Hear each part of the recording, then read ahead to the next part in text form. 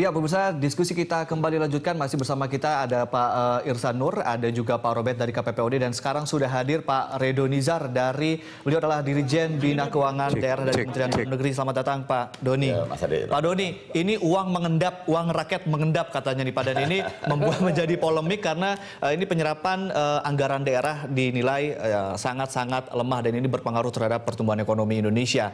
Ini bagaimana menurut Anda? Karena tadi kalau kata Pak Irsan Nur, sebetulnya masalahnya adalah banyak peraturan, semakin kesini banyak peraturan, semakin banyak, semakin kompleks dan semakin menjebak, sehingga dilakukanlah politik pembiaran anggaran. Ya udah, daripada beresiko dipidanakan, mendingan didiemin aja. Ini gimana Pak? Jadi gini ya, kepada konsepsi dasarnya dulu ya kita akan sampai. Tentu pertanyaan yang sangat mendasar, kenapa sih terjadi inefektivitas penyerapan atau optimalisasi penyerapan anggaran itu tidak tercapai seperti yang kita harapkan. Data yang ada di Kementerian Dalam Negeri yang kita olah berdasarkan sistem monitoring dan evaluasi penyerapan anggaran, Sismontep, jadi online dari Mendagri kepada semua bupati, wali kota, dan gubernur.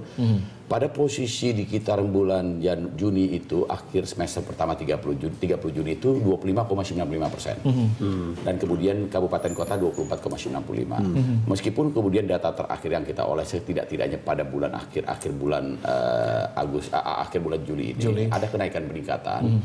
Di antara 32% sampai dengan 34% sudah mulai meningkat gitu ya. Nah, tapi kan pertanyaan kita, kalau kita lihat prevalensi dari data yang kami olah 2011, 2012, 2013, 2014, memang kenapa terjadi penurunan? Padahal kita tidak mau terjadi penurunan atau tidak optimalnya penyerapan anggaran. Karena sebagaimana kita ketahui, kenapa pemerintah sangat berkomitmen untuk melakukan penyerapan anggaran secara optimal, dan itu sampai diangkat kepada rapat sidang kabinet terbatas ya oleh Presiden dan Menteri Dalam Negeri. Kenapa Menteri Dalam Negeri tidak kurang-kurang menerbitkan tiga radiogram agar gubernur, bupati, wali kota mengefektifkan penyerapan anggaran? Mendorong gitu ya. Karena satu-satunya pilihan kita di tengah pertumbuhan ekonomi dunia yang melambat, kita terdepresiasi. Pertumbuhan ekonomi kita juga lambatnya, kemudian rupiah terdepresiasi sampai 13.500, kemudian otomotif, pertumbuhan otomotif, penjualan otomotif tidak meningkat. Kemudian angka pengangguran, dan kemudian dengan krisis Yunani terakhir itu kan, satu-satunya opsi yang ada adalah hanya bagaimana kan Y sama dengan consumption plus investment plus government minus ekspor impor. Betul.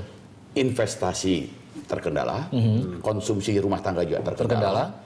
Ekspor kita pun menurun, ya pilihan adalah government expenditure, belanja pemerintah. Anda ingin mengatakan bahwa ini jadi salah satu kambing hitam begitu? Jadi atau bagaimana? Dari data yang kita olah, memang dari 660 triliun itu setidak-tidaknya hampir 50,92% itu uang sudah di daerah.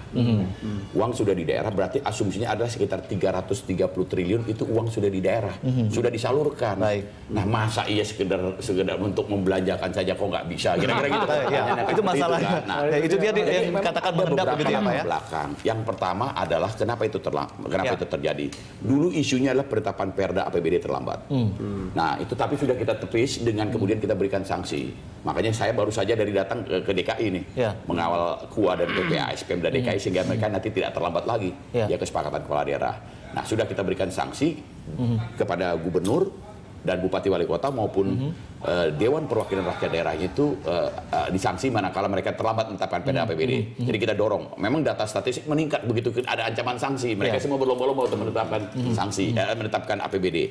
Itu yang pertama. Kedua, kelembagaan ULP. Baik. Kelembagaan ULP nanti ditahan dulu Pak Doni, kita akan sambung setelah jeda yang satu ini, dan pemirsa tetaplah bersama kami.